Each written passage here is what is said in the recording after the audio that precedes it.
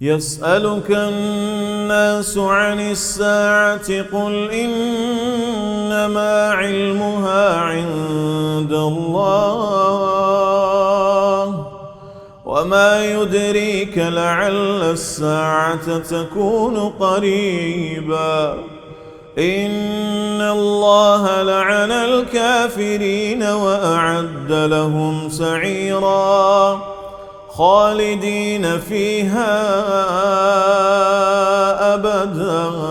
لا يجدون وليا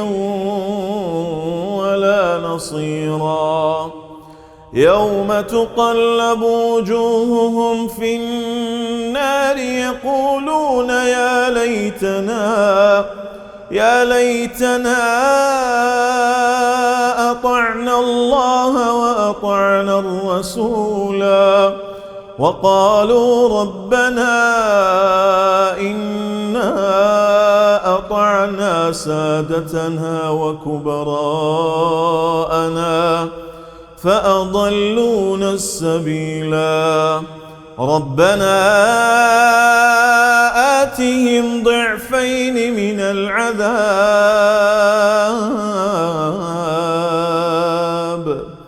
والعنهم لعنا كبيرا يا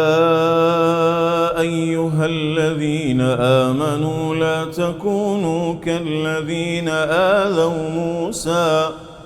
فبرأه الله مما قالوا وكان عند الله وجيها يا أيها الذين آمنوا اتقوا الله وقولوا قولا سديدا يصلح لكم أعمالكم ويغفر لكم ذنوبكم ومن يطع الله ورسوله فقد فاز فوزا عظيما.